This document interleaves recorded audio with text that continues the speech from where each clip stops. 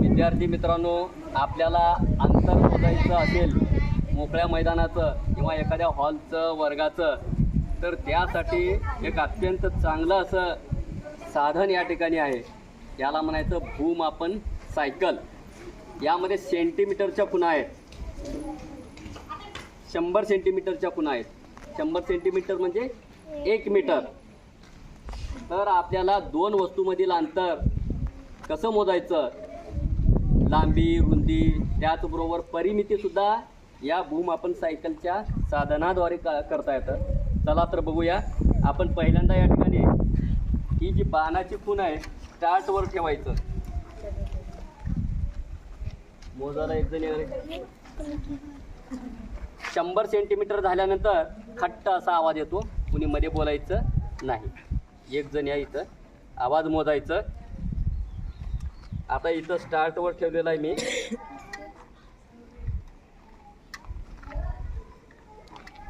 1 2 3 4 5 6 7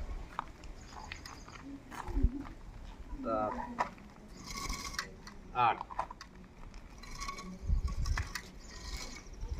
इथं 8 लिहून घे. 8 मीटर. हे 8 मीटर झालं.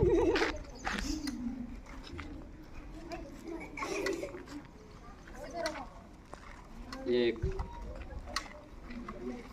2 3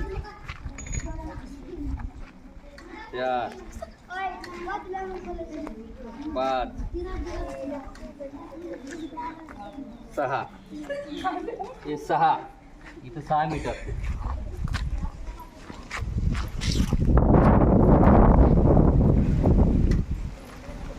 एक 2 3 4 5 6 7 8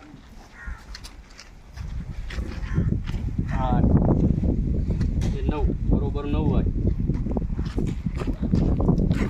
स्टार्टला बरोबर असं ठेवायचं आहे.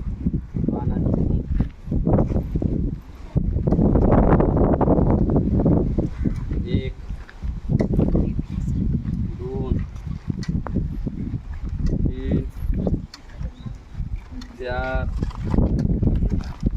5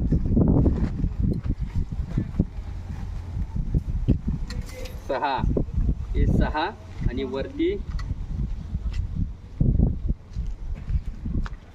20 पर्यंत. तर अशा पद्धतीने आपण अंतर मोजू शकतो. या पूर्ण एवढं आपण मोजलं, त्याची बेरीज केलं ते परिमिती होते.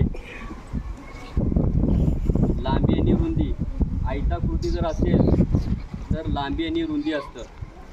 चारी बाजूंच्या मापाची बेरीज करायचं, ते परिमिती होते. अशा पद्धतीने आपण काय या साधनाद्वारे भूमापन सायकल याद्वारे आपण काय अंतर मोजू शकतो. लक्षात आलं का? छान आहे का हे? ठीक आहे. चला.